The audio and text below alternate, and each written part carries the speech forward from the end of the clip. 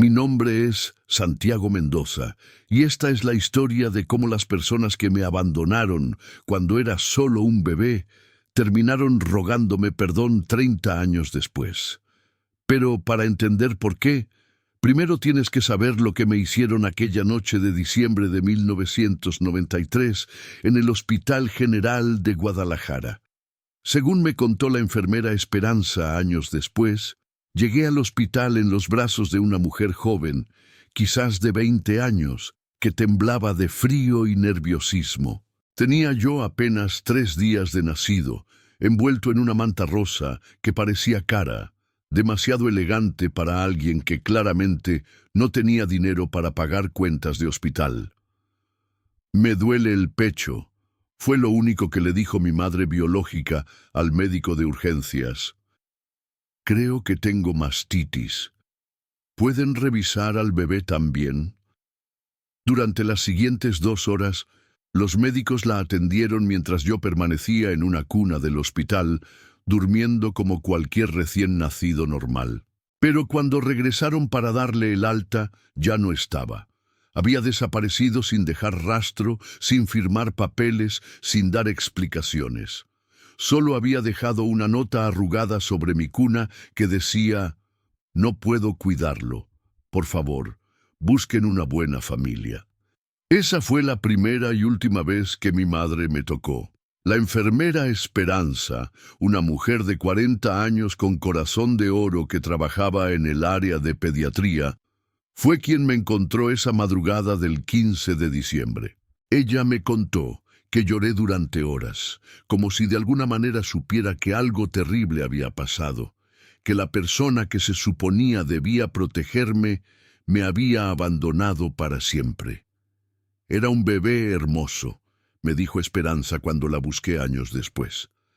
«Tenías los ojos más expresivos que había visto, como si ya entendieras que la vida iba a ser difícil para ti. Pero también había algo en tu mirada, una fuerza que me hizo pensar que sobrevivirías a cualquier cosa».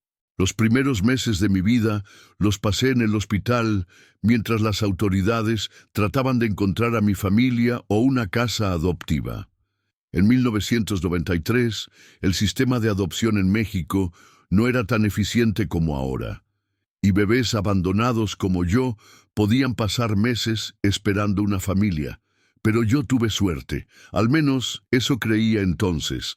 A los 4 meses, una pareja llegó al hospital buscando adoptar. Mario y Cecilia Hernández habían estado casados durante 10 años sin poder tener hijos y finalmente habían decidido adoptar. Cuando me vieron, según me contó Cecilia después, supieron inmediatamente que yo era su hijo. «Tenías una sonrisa que iluminaba todo el cuarto», me dijo. «Tu papá adoptivo te cargó y fue amor a primera vista.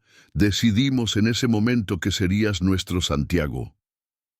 Los Hernández no tenían mucho dinero. Mario trabajaba como mecánico en un taller pequeño en las afueras de Guadalajara, y Cecilia hacía trabajos de costura desde casa. Vivían en una casa modesta de 2 cuartos en una colonia popular, pero lo que les faltaba en recursos económicos lo compensaban con amor y dedicación. Mis primeros 5 años fueron los más felices de mi infancia. Mario me enseñó a andar en bicicleta en el pequeño patio de nuestra casa. Cecilia me leía cuentos todas las noches antes de dormir. Para mí, ellos eran simplemente mis papás, y yo era simplemente su hijo Santiago. La palabra adopción no significaba nada para un niño pequeño. Pero la vida tiene una manera cruel de cambiar todo en un instante. Cuando cumplí 6 años, a Mario le diagnosticaron cáncer de pulmón. Los tratamientos eran caros, mucho más de lo que podían pagar con el salario de un mecánico y los ingresos esporádicos de costura de Cecilia. Poco a poco, los ahorros que habían juntado durante años se fueron agotando en medicinas, consultas médicas y quimioterapias. Recuerdo las noches en que escuchaba a Cecilia llorando en la cocina, pensando que yo estaba dormido. «No sé qué vamos a hacer, Mario», le decía. Ya no tenemos dinero para tus medicinas y Santiago necesita tantas cosas para la escuela. Mario murió cuando yo tenía 7 años. Fue la primera vez que entendí realmente lo que significaba la pérdida. El hombre que me había enseñado a amarrar mis zapatos, que me había cargado en sus hombros para que pudiera alcanzar mangos del árbol del vecino, que me había llamado mijo con tanto cariño, ya no estaba. Después del funeral, todo cambió. Cecilia, devastada por la pérdida y agobiada por las deudas médicas, comenzó a beber. Al principio era solo una copa de vino en las noches para calmar los nervios, pero pronto se convirtió en botellas enteras que la dejaban inconsciente en el sofá durante días. Yo, con apenas 7 años, tuve que aprender a cuidarme solo. Me levantaba en las mañanas, me preparaba algo para desayunar si había comida en la casa y me iba a la escuela. Muchas veces regresaba a encontrar a Cecilia exactamente donde la había dejado, rodeada de botellas vacías y con la misma ropa del día anterior. Los maestros en la escuela comenzaron a notar mi situación. Llegaba con frecuencia sin haber desayunado.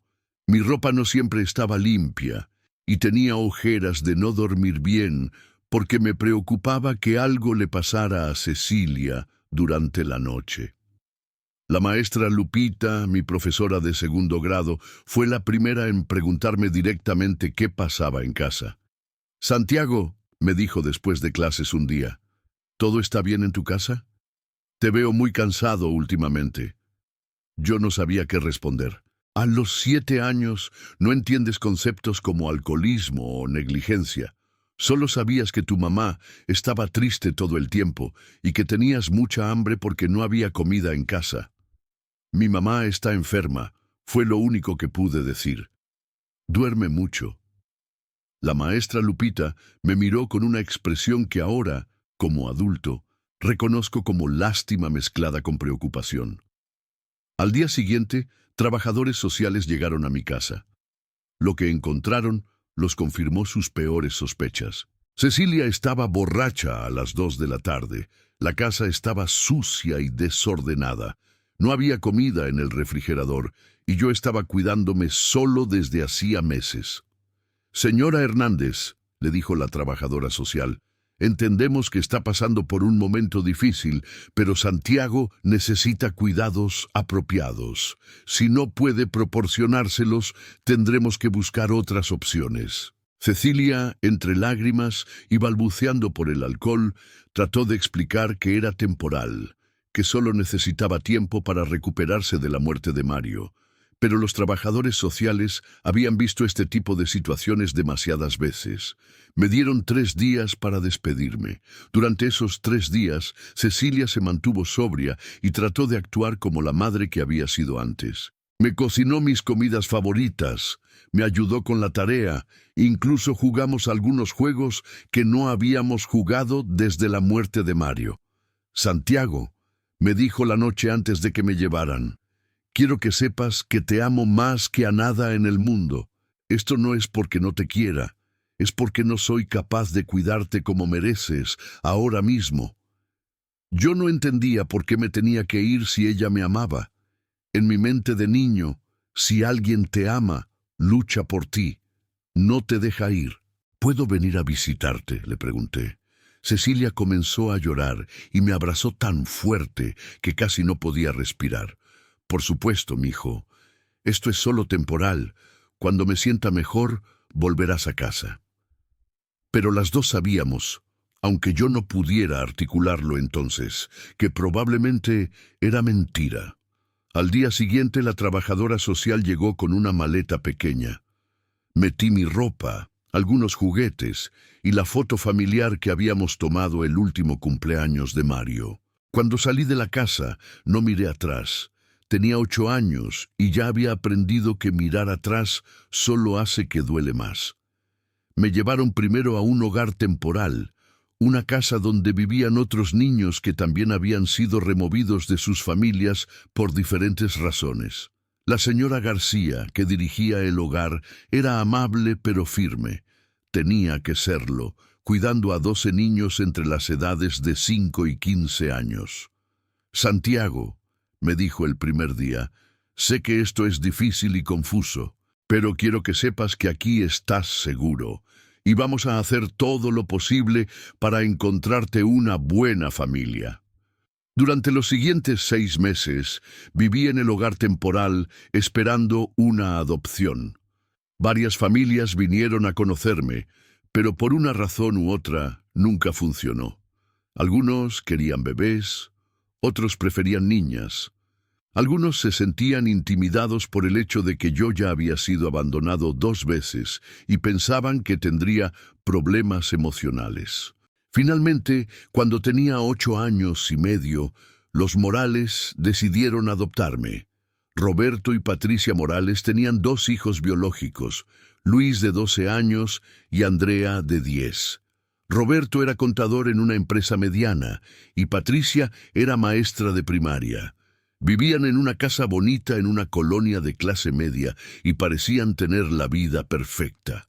Al principio pensé que finalmente había encontrado mi familia para siempre. ¡Qué equivocado estaba! Los primeros meses con los Morales fueron una luna de miel. Me inscribieron en una escuela mejor. Me compraron ropa nueva y me hicieron sentir parte de la familia. Luis y Andrea fueron amables conmigo, aunque podía sentir que les tomó tiempo acostumbrarse a tener un hermano adoptivo. Pero gradualmente comencé a notar diferencias en cómo me trataban comparado con sus hijos biológicos. Cuando Luis sacaba malas calificaciones, Roberto se sentaba con él pacientemente para ayudarle con la tarea. Cuando yo sacaba malas calificaciones, me regañaban y me enviaban a mi cuarto sin cenar. Cuando Andrea quería clases de piano, se las pagaron sin chistar. Cuando yo pedí si podía tomar clases de fútbol, me dijeron que era muy caro y que no veían el punto de gastar dinero en algo que probablemente no continuaría. Los regalos de cumpleaños y Navidad también eran notablemente diferentes. Luis y Andrea recibían regalos costosos, bicicletas nuevas, videojuegos, ropa de marca. Yo recibía cosas útiles escolares, ropa básica, libros educativos, pero lo que más me dolía era la falta de cariño físico. Patricia abrazaba a Luis y Andrea constantemente, les daba besos en la frente, los acurrucaba cuando veían televisión juntos. Conmigo era cordial, pero distante, como si yo fuera un huésped permanente en lugar de su hijo. Cuando cumplí 10 años, finalmente entendí por qué me habían adoptado. Estaba en mi cuarto haciendo tarea cuando escuché a Roberto y Patricia hablando en la cocina. No tenían idea de que yo podía escucharlos. ¿Crees que hicimos lo correcto adoptando a Santiago?, preguntó Patricia. Era lo cristiano que hacer, respondió Roberto. Además, el gobierno nos da dinero extra cada mes para sus gastos. Ese dinero nos ha ayudado mucho con las cuentas. Mi estómago se hundió. Me habían adoptado no porque me quisieran, sino porque era lo correcto y porque recibían dinero del gobierno para cuidarme. A veces siento que no encaja con nosotros, continuó Patricia. Es tan diferente a Luis y Andrea. Y esos problemas de abandono que tiene, anoche lo escuché llorar otra vez. Es solo una fase, dijo Roberto. Además, ya están los papeles firmados. No podemos regresarlo ahora. Regresarlo, como si fuera un objeto defectuoso que habían comprado y querían devolver. Esa noche lloré hasta quedarme dormido, pero no porque extrañara a mis familias anteriores. Lloré porque me di cuenta de que nunca tendría una familia real, una familia que me quisiera incondicionalmente como yo veía que otros niños tenían. Los siguientes años fueron una actuación constante. Yo fingía estar feliz y agradecido, y los Morales fingían que me querían como a un hijo. Nos convertimos en una familia de mentiras, sonriendo para fotos familiares, pero viviendo realidades completamente diferentes. En la escuela Me convertí en el niño que siempre tenía hambre de atención. Era el payaso de la clase, el que se metía en problemas para que alguien, cualquiera, me prestara atención. Los maestros me regañaban, pero al menos se fijaban en mí. Cuando cumplí 12 años, decidí que no iba a seguir viviendo de la caridad de personas que no me querían realmente. Comencé a planear mi independencia, aunque no tenía idea de cómo un niño de 12 años podría sobrevivir solo. Empecé a trabajar después de la escuela ayudando a don Carlos, el dueño de una tienda de abarrotes cerca de la casa. Me pagaba 20 pesos al día por ayudarle a cargar cajas y limpiar el local. No era mucho, pero era mío, ganado con mi propio esfuerzo. Don Carlos se convirtió en algo parecido a la figura paterna que nunca había tenido. Era un hombre mayor, sin familia propia, que había trabajado toda su vida para mantener su pequeña tienda. Santiago me dijo un día mientras limpiábamos juntos: ¿por qué un niño de tu edad está tan ansioso por trabajar? ¿No deberías estar jugando con tus amigos? Le conté un poco sobre mi situación, aunque no todos los detalles. Don Carlos me escuchó sin juzgar, y cuando terminé, simplemente asintió. La vida es dura, mijo, me dijo, pero si aprendes a trabajar duro desde joven, nunca tendrás que depender de nadie más. Esa es la lección más valiosa que puedes aprender. Don Carlos tenía razón. Trabajar me daba propósito y dignidad. No era el niño abandonado sintiendo lástima por sí mismo. Era Santiago, el empleado confiable que don Carlos valoraba. Cuando cumplí 15 años, las cosas en casa de los Morales llegaron a un punto crítico.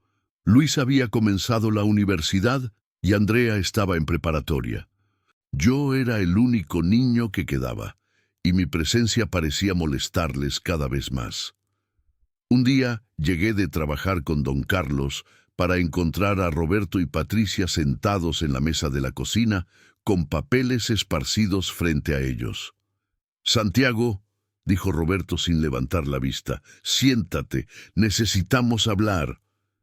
Me senté, ya sabiendo que no me iban a gustar las noticias.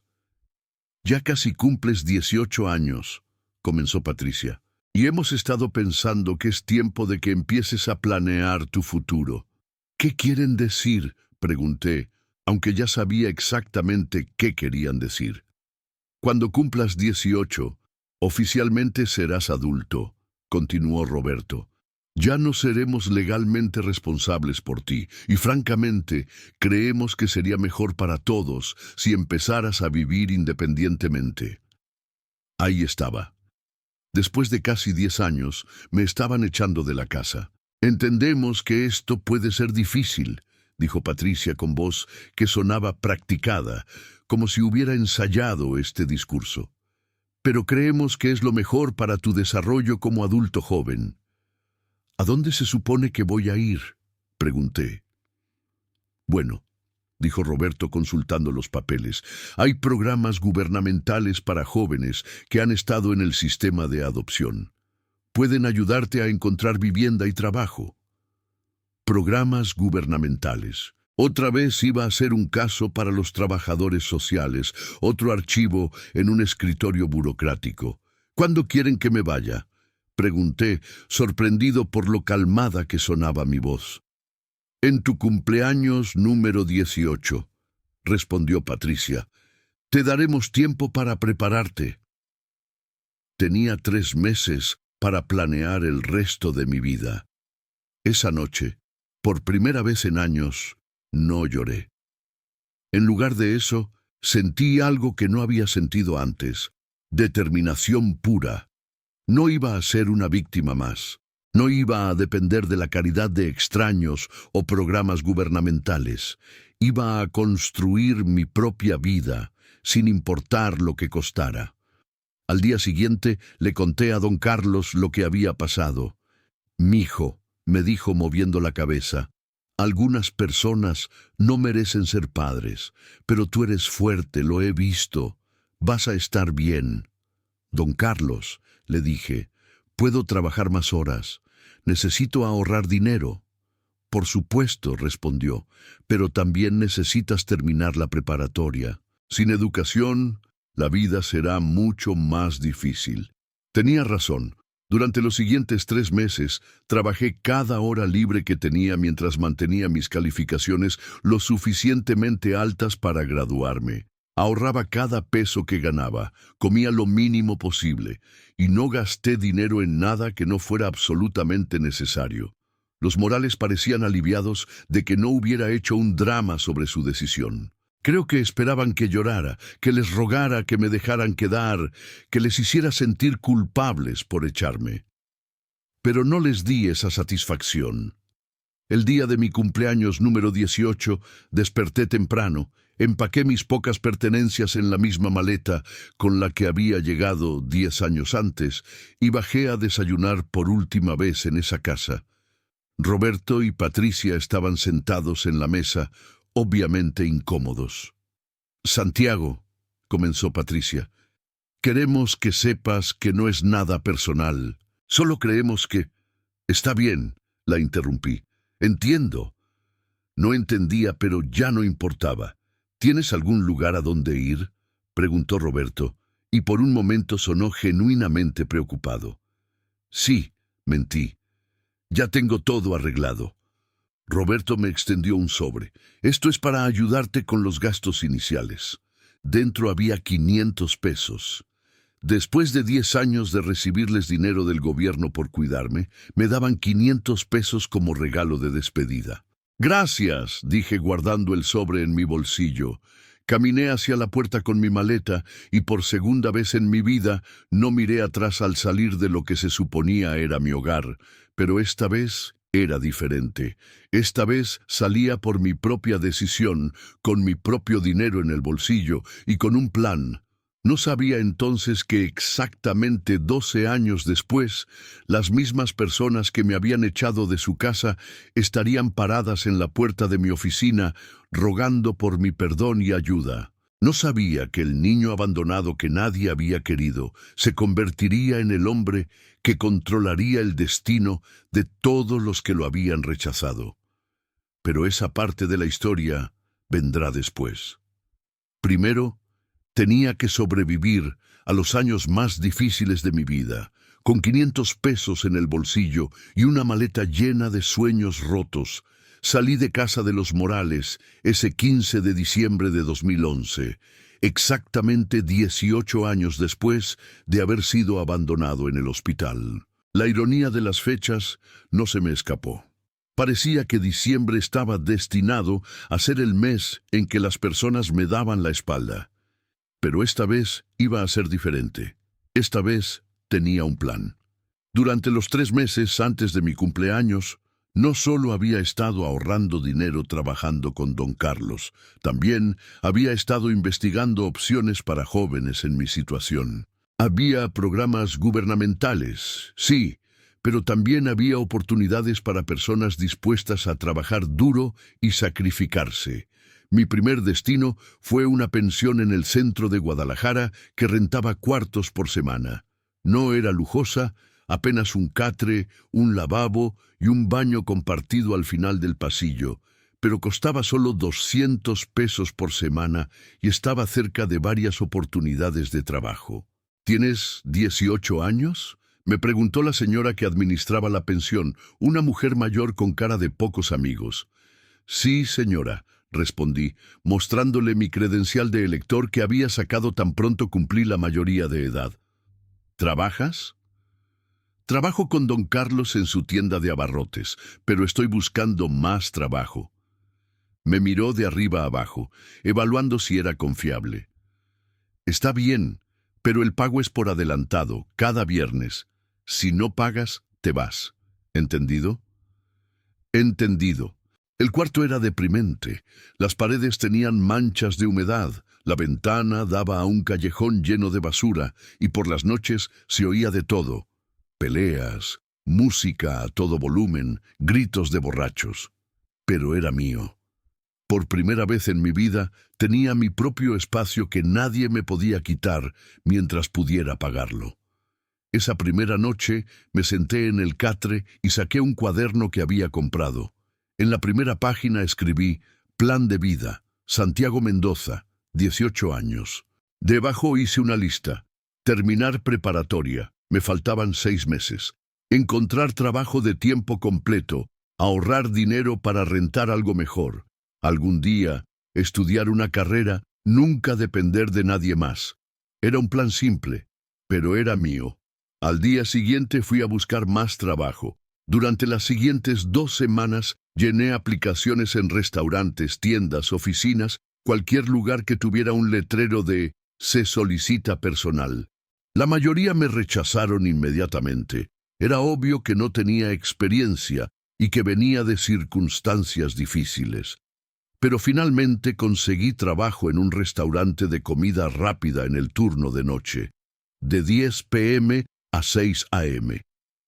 El pago era mínimo, pero podía trabajar ahí después de clases y los fines de semana con don Carlos. Así comenzó el período más duro de mi vida, pero también el que me forjó el carácter. Mi rutina diaria era agotadora. Levantarme a las 7 a.m. después de trabajar toda la noche, ir a la preparatoria de 8 a.m. a 2 p.m., trabajar con don Carlos de 3 p.m. a 8 p.m., cenar algo rápido, dormir 1 hora si tenía suerte, y luego al restaurante de 10 p.m. a 6 a.m. Los fines de semana trabajaba doble turno con don Carlos. Sobrevivía con 3 o 4 horas de sueño por día, comía principalmente frijoles, arroz y lo que sobraba del restaurante que me dejaban llevar. Perdí peso, tenía ojeras constantes y mis compañeros de clase comenzaron a preguntarme si estaba enfermo. «Santiago», me dijo mi maestro de matemáticas, el profesor Ramírez, después de una clase en la que me había quedado dormido. «¿Está todo bien en casa?» «Sí, profesor», mentí. «Solo he tenido problemas para dormir». El profesor Ramírez me miró con preocupación.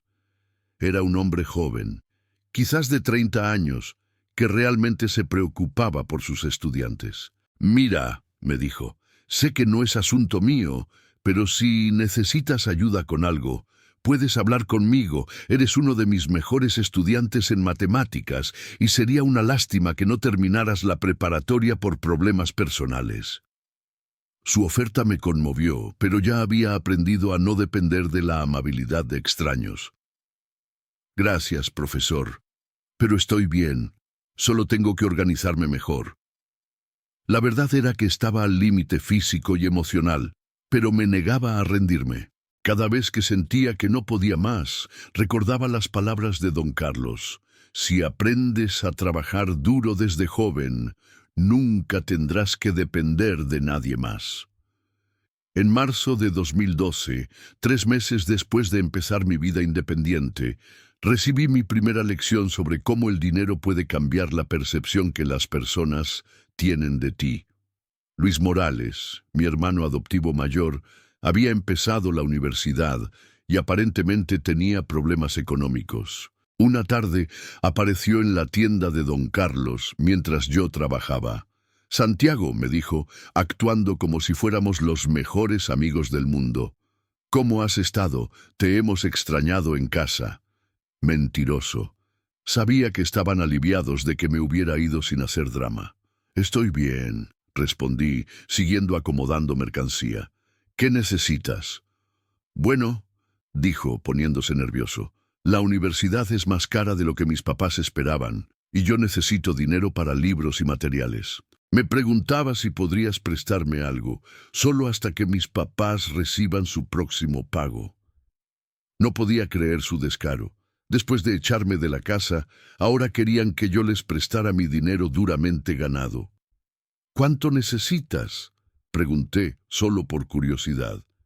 «1,000 pesos», dijo rápidamente. «Te los pago en 2 semanas, te lo prometo».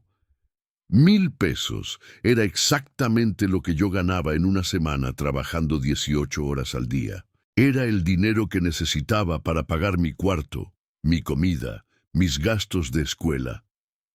«No tengo 1,000 pesos», dije. «Apenas tengo para mis propios gastos». La expresión de Luis cambió inmediatamente de falsa amistad a irritación. «Vamos, Santiago», dijo.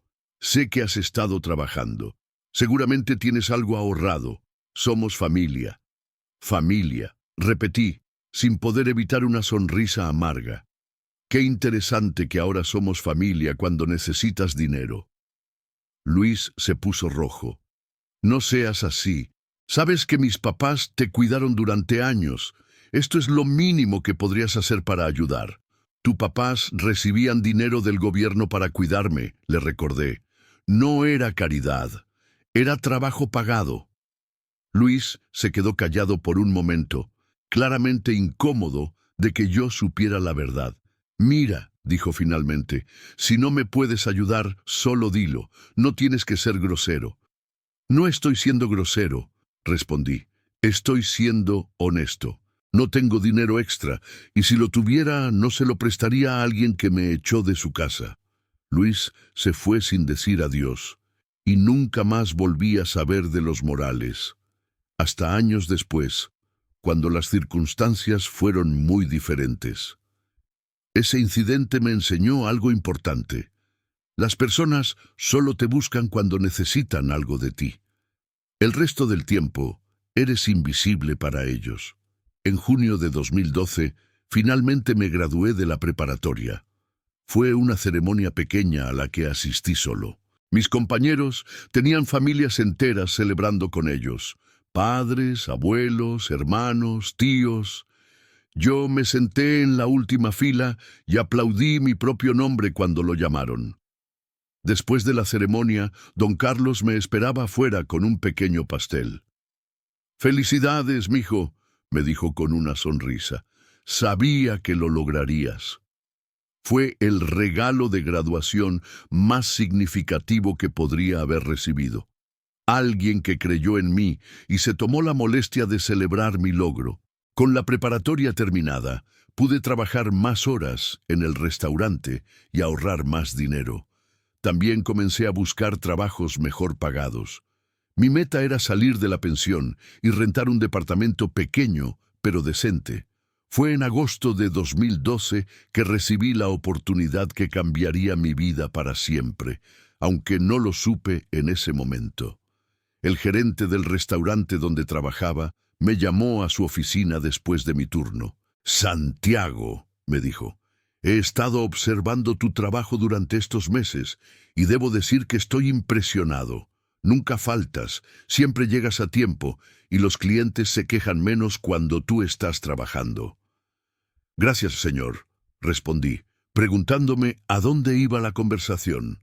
«El punto es», continuó, «que voy a abrir otro restaurante en Zapopan y necesito a alguien confiable para ser el supervisor de turno nocturno. Estarías a cargo de 4 empleados y el sueldo sería el doble de lo que ganas ahora».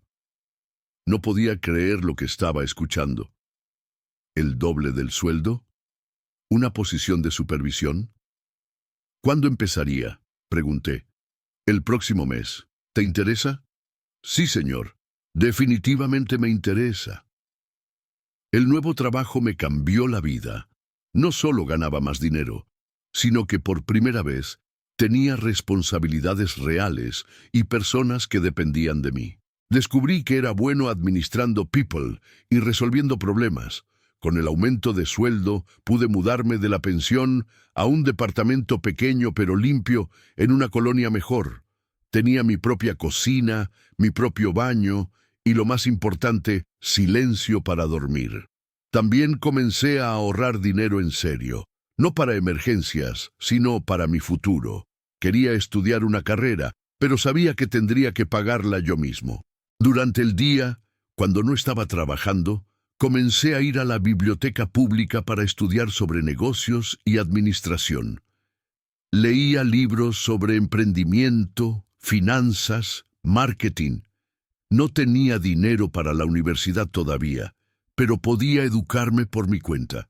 Fue durante una de estas sesiones de estudio en la biblioteca que conocí a Elena Vázquez. Elena era estudiante de Derecho en la Universidad de Guadalajara, 2 años mayor que yo, inteligente, ambiciosa y hermosa de una manera natural que no necesitaba maquillaje o ropa cara. Estaba estudiando en la mesa al lado de la mía cuando se le cayó un libro. Gracias, me dijo cuando se lo recogí. ¿Estudias aquí seguido? Todos los días que puedo, respondí. ¿Tú? Cuando necesito concentración total. En mi casa hay demasiado ruido. Comenzamos a estudiar juntos regularmente. Elena me ayudaba con temas de derecho que me interesaban y yo le ayudaba con matemáticas y estadísticas que necesitaba para algunas materias. ¿Por qué no estudias en la universidad?, me preguntó un día. Le conté una versión editada de mi historia, que había crecido en el sistema de adopción y que estaba trabajando para ahorrar dinero para estudiar. Eso es admirable, me dijo. La mayoría de la gente de mi edad todavía depende completamente de sus padres. Elena se convirtió en mi primera amiga real y eventualmente en algo más. Era la primera persona en años que me veía como alguien valioso, no como un caso de caridad o una carga. Salimos durante 2 años. Elena me enseñó cosas sobre la vida que nunca había aprendido. Cómo comportarme en restaurantes elegantes, cómo vestirme para ocasiones formales, cómo hablar con personas educadas. No porque me viera como proyecto de mejoramiento, sino porque quería compartir esas experiencias conmigo. Santiago, me dijo una noche, mientras caminábamos por el centro de Guadalajara, tienes que prometerme algo. ¿Qué? Prométeme que nunca vas a dejar que tu pasado defina tu futuro. Eres una de las personas más inteligentes y trabajadoras que conozco. Puedes lograr cualquier cosa que te propongas. ¿Cómo puedes estar tan segura? Porque te conozco, respondió.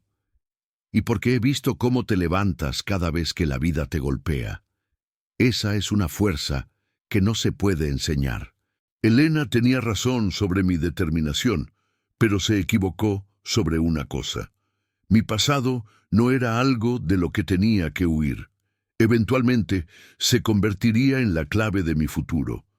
En 2014, cuando tenía 21 años, finalmente había ahorrado suficiente dinero para comenzar estudios universitarios. Me inscribí en la carrera de Administración de Empresas en una universidad privada, pagando semestre por semestre con mis ahorros. Combinar trabajo de tiempo completo con estudios universitarios era agotador, pero después de años de dormir 3 horas por noche, había desarrollado una resistencia sobrehumana. Mis compañeros de universidad eran muy diferentes a mí. La mayoría venía de familias acomodadas, tenían carros del año, ropa de diseñador y nunca habían trabajado un día en sus vidas. Al principio me sentía fuera de lugar, pero pronto me di cuenta de que mi experiencia laboral me daba ventajas que ellos no tenían. Mientras ellos luchaban con conceptos básicos de administración, yo ya los había vivido en la práctica. Cuando hablaban de teorías de liderazgo, yo había estado dirigiendo equipos durante años. Cuando discutían casos de estudio sobre servicio al cliente, yo había manejado miles de clientes reales. Santiago, me dijo el profesor Martínez, después de una presentación particularmente buena, ¿tienes experiencia laboral en administración? Sí, profesor. He estado trabajando en administración de restaurantes durante varios años. Se nota, tus perspectivas son mucho más prácticas que las de tus compañeros. Deberías considerar una maestría en administración después de graduarte. Una maestría. Había días en que me costaba creer que estaba en la universidad y él me hablaba de una maestría. Pero el profesor Martínez plantó una semilla en mi mente. Si podía terminar una licenciatura trabajando de noche, quizás podía lograr más de lo que había soñado. Durante mi tercer año de universidad, en 2016, mi vida cambió de una manera que nunca habría anticipado. Elena se graduó de Derecho y consiguió trabajo en un bufete prestigioso en la Ciudad de México. Aunque tratamos de mantener la relación a distancia, gradualmente nos fuimos alejando. No hubo dramas ni peleas. Simplemente nuestras vidas tomaron caminos diferentes. ¡Santiago!, me dijo durante nuestra última conversación por teléfono, siempre te voy a querer, pero creo que ambos sabemos que esto no está funcionando. Tenía razón, yo estaba construyendo mi vida en Guadalajara y ella estaba construyendo la suya en la capital. No tenía sentido forzar algo que había llegado a su fin natural. Después de Elena, me concentré completamente en mis estudios y mi trabajo. No tenía tiempo para relaciones y honestamente no estaba seguro de poder confiar lo suficiente en alguien más para abrir mi corazón otra vez. Fue durante este periodo de enfoque total que recibí la llamada que cambiaría todo. Era un martes por la noche en octubre de 2016. Había terminado mi turno en el restaurante y estaba estudiando para un examen de finanzas cuando sonó mi teléfono. El número no era familiar. ¿Santiago Mendoza?, preguntó una voz de mujer mayor. Sí, soy yo. ¿Quién habla? Mi nombre es Esperanza Vázquez. Soy la enfermera que lo cuidó cuando era bebé en el Hospital General de Guadalajara. Mi corazón se detuvo. La enfermera Esperanza, la que me había encontrado abandonado, la que me había cuidado durante mis primeros meses de vida. Esperanza, dije, apenas creyendo que fuera real. No puedo creer que sea usted. Mi hijo, me dijo, y pude escuchar las lágrimas en su voz. He estado buscándolo durante años. Tengo algo muy importante que decirle, algo sobre su familia biológica. ¿Mi familia biológica? Sí, Santiago, necesito verlo en persona. ¿Puede venir al hospital mañana después de su trabajo? Por supuesto, respondí, mi mente corriendo con 1000 preguntas. ¿Puede decirme de qué se trata? No por teléfono, dijo. Pero Santiago, lo que tengo que decirle va a cambiar su vida completamente. Esa noche no pude dormir nada. Durante 23 años había asumido que mi familia biológica me había abandonado porque no me querían, que nunca sabría quiénes eran o por qué me habían dejado. ¿Qué podía tener esperanza que cambiaría mi vida completamente? Al día siguiente, después del trabajo más largo de mi vida, fui al Hospital General de Guadalajara.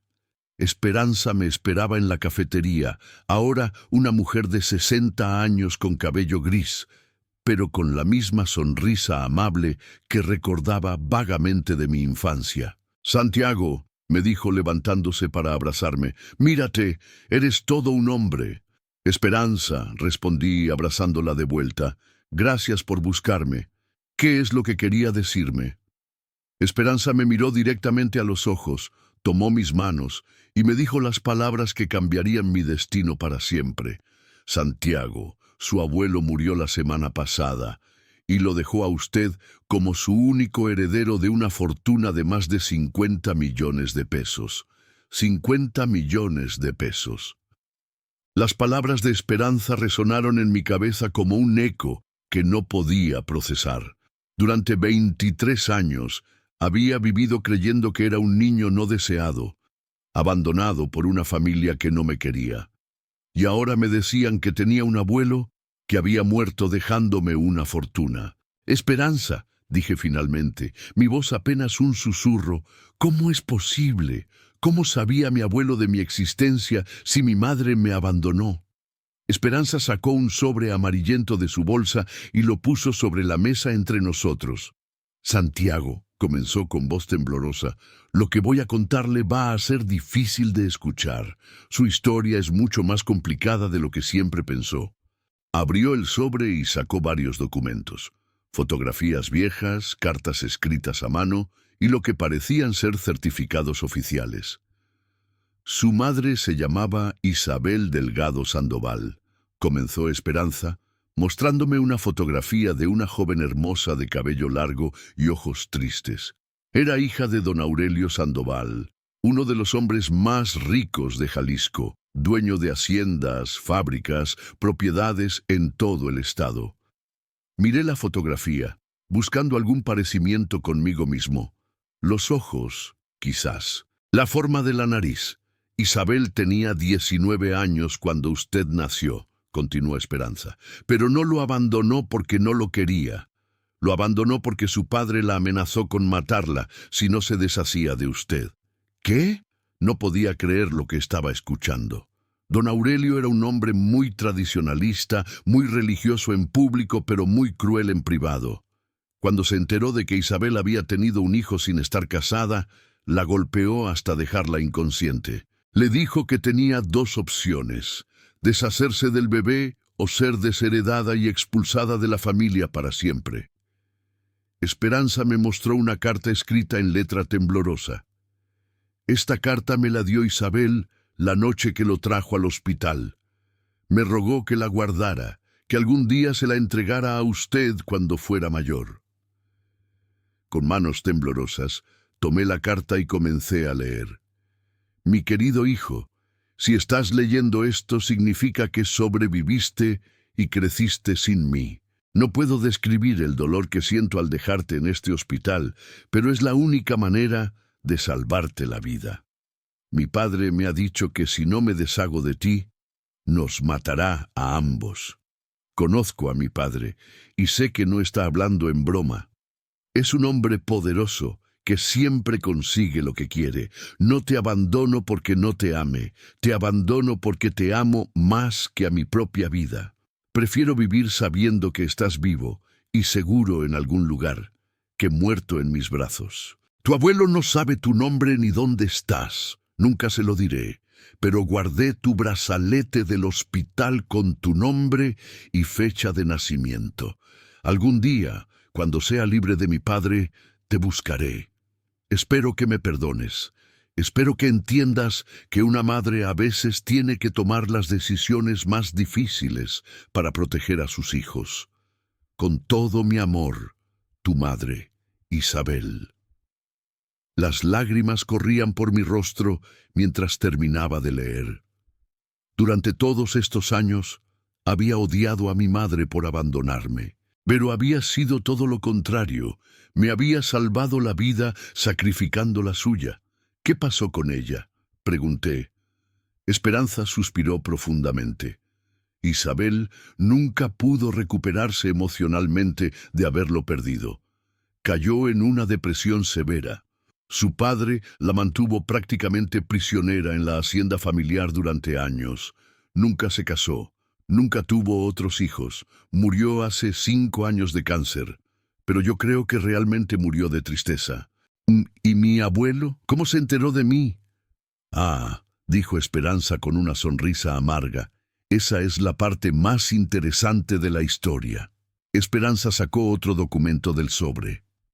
Hace 2 años, don Aurelio se enfermó gravemente.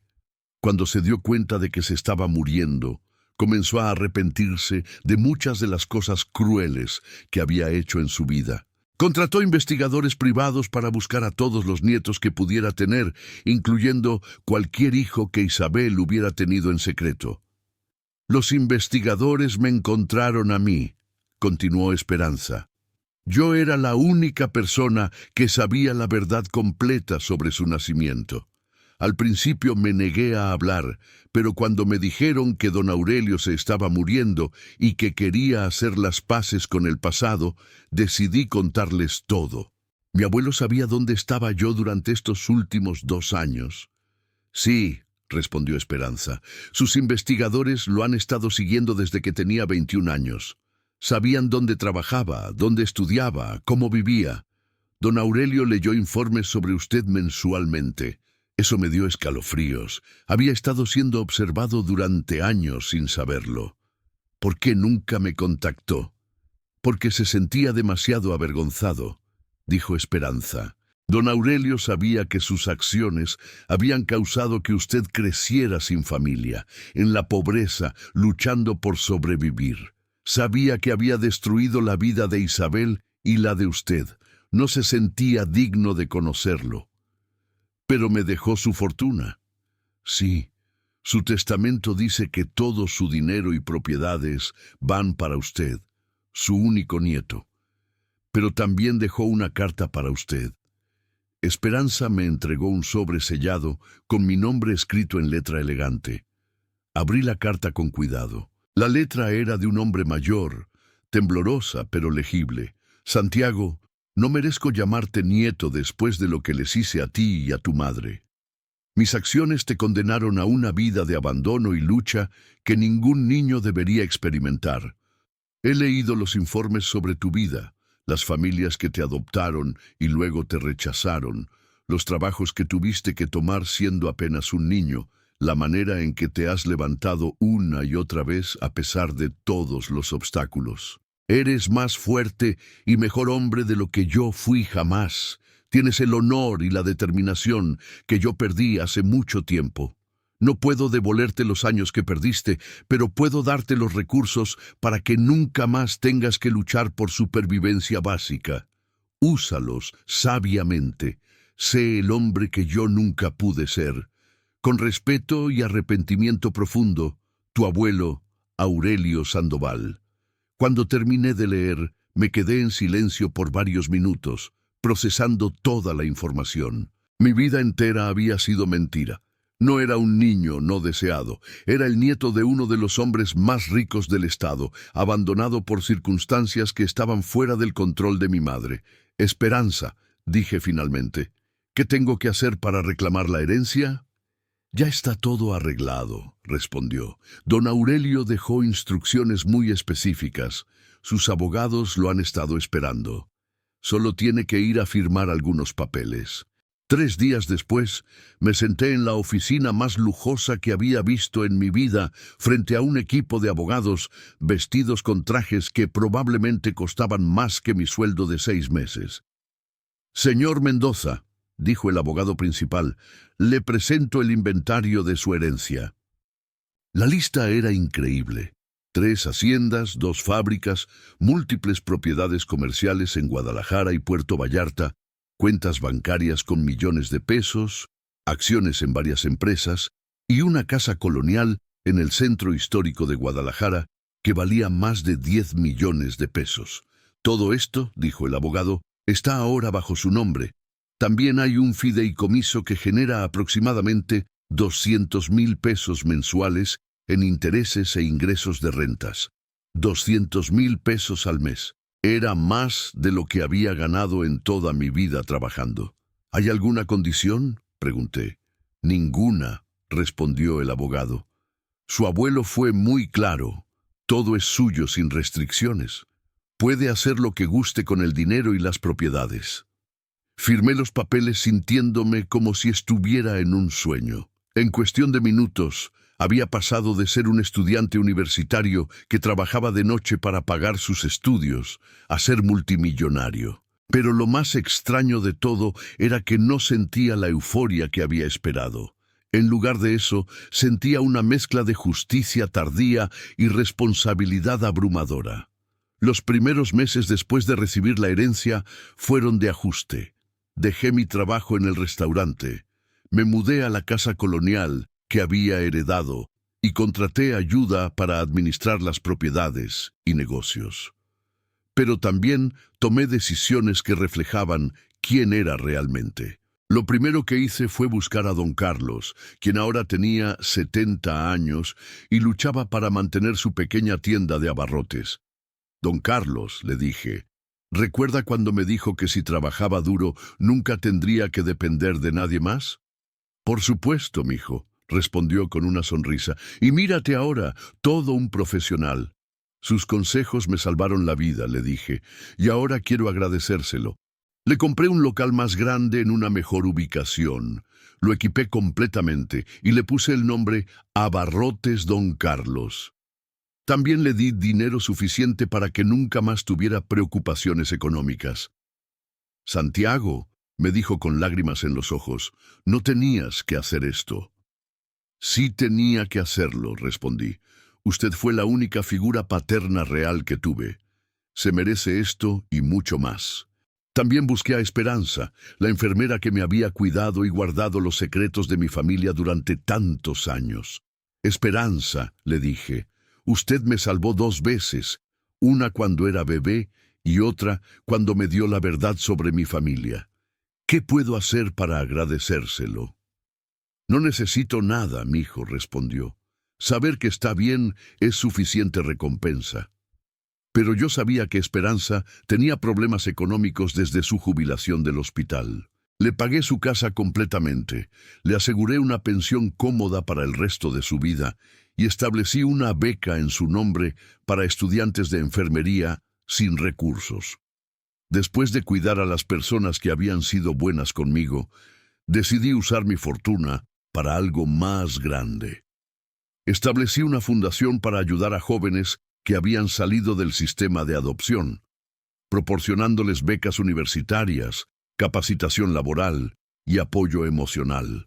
Pero la verdadera justicia poética comenzó 6 meses después de recibir la herencia, cuando las personas que me habían abandonado comenzaron a regresar. El primero fue Luis Morales. Una mañana, mi asistente me informó que alguien llamado Luis Morales quería una cita urgente conmigo. Al principio, no conecté el nombre con mi hermano adoptivo, pero cuando entró a mi oficina, inmediatamente lo reconocí. Tenía 28 años ahora, vestido con un traje barato y cara de desesperación. «Santiago», dijo, actuando como si fuéramos viejos amigos, «no puedo creer lo exitoso que te has vuelto. Siempre supe que lograrías grandes cosas». Mentiroso. Los mismos que me habían echado de la casa ahora fingían haber creído en mí. «¿Qué necesitas, Luis?», pregunté directamente. «Bueno», dijo claramente nervioso, «mis papás y yo hemos tenido algunos problemas financieros. El negocio de papá no ha ido bien, y Andrea necesita dinero para terminar su carrera. Pensamos que tal vez, ya que somos familia». «Familia», repetí, igual que había hecho años antes. «Sí», dijo rápidamente. «Sé que las cosas terminaron mal cuando cumpliste 18, pero éramos jóvenes e inmaduros. Mis papás siempre te quisieron como a un hijo». «Luis», dije calmadamente, «¿recuerdas cuando viniste a buscarme al trabajo de don Carlos pidiendo 1,000 pesos prestados?» Se puso incómodo. «Eso fue hace años, Santiago. Éramos diferentes entonces». «Yo era exactamente la misma persona», respondí. «La única diferencia es que ahora tengo dinero». «Mira», dijo, abandonando la pretensión de amistad, «sé que tienes mucho dinero ahora. Una pequeña ayuda para nosotros no sería nada para ti.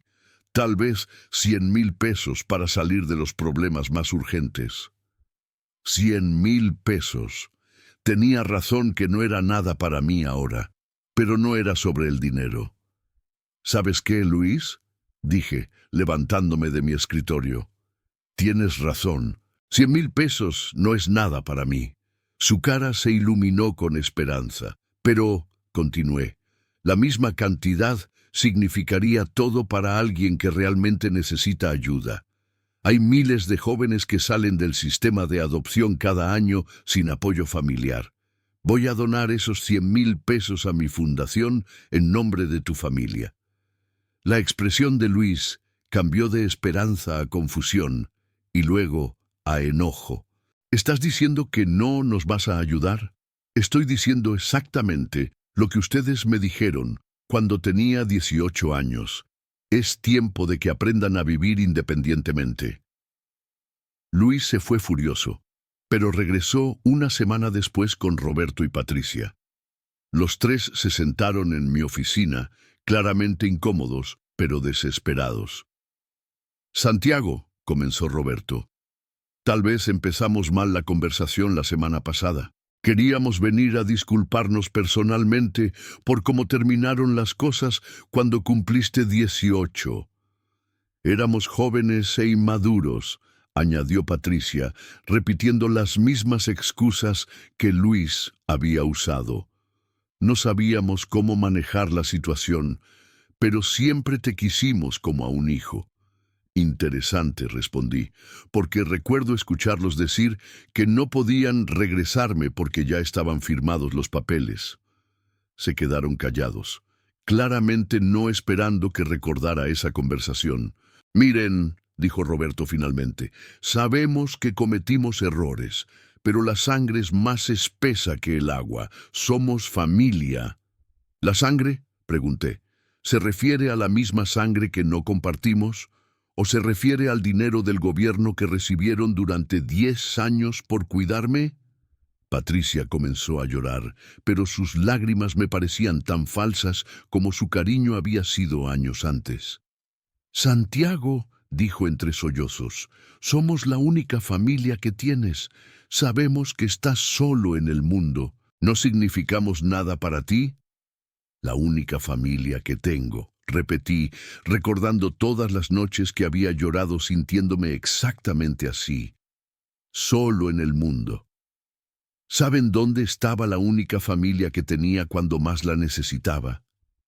Trabajando 18 horas al día para sobrevivir después de que ustedes me echaran de la casa. Por favor, rogó Roberto. Solo necesitamos tu ayuda para salir adelante. No estamos pidiendo caridad, estamos pidiendo apoyo familiar. ¿Apoyo familiar? Me levanté y caminé hacia la ventana. ¿Como el apoyo familiar que me dieron cuando cumplí 18 años? ¿500 pesos y la puerta? Santiago, dijo Luis, claramente frustrado. ¿Qué quieres de nosotros? ¿Una disculpa? Te pedimos disculpas, reconocimiento de que cometimos errores, lo reconocemos. ¿Qué más necesitas?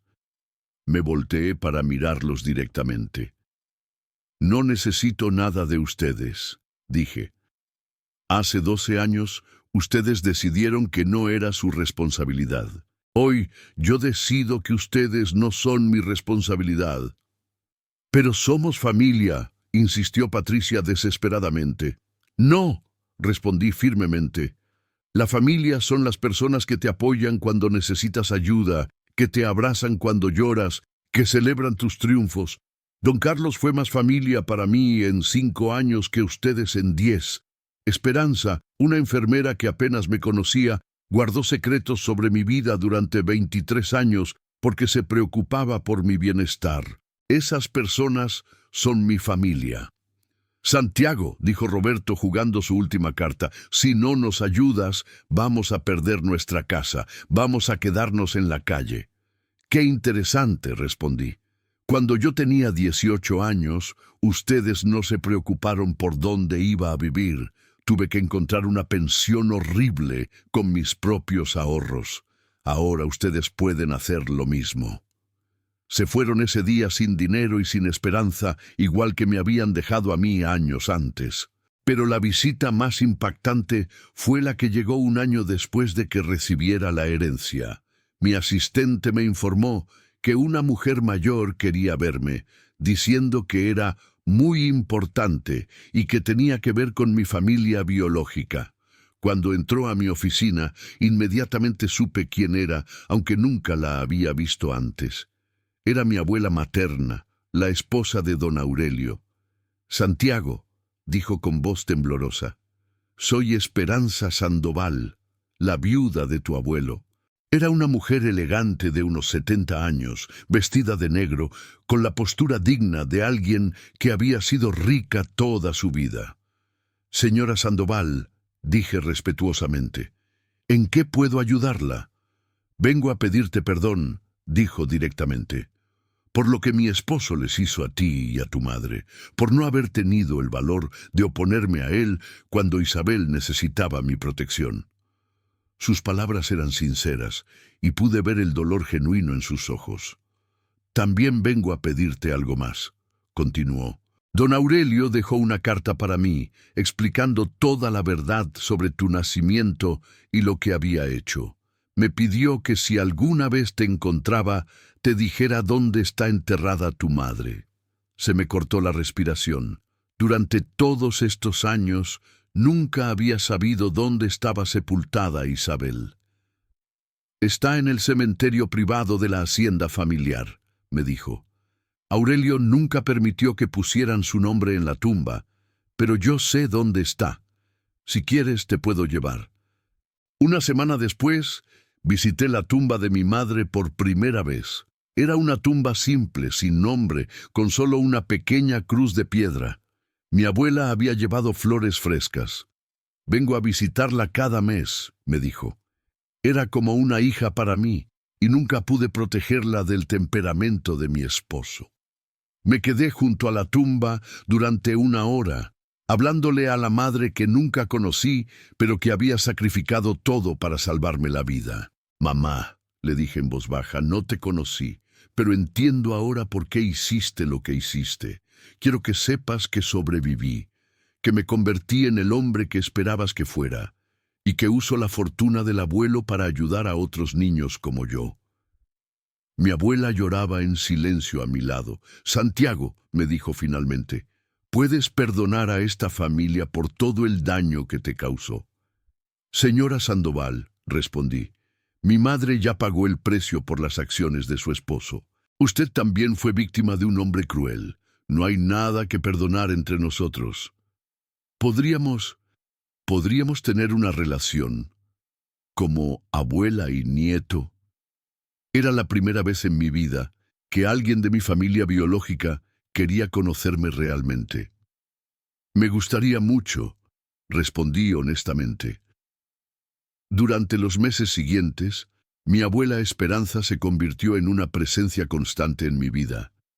Me contó historias sobre mi madre, sobre cómo era antes de que el control de su padre la destruyera.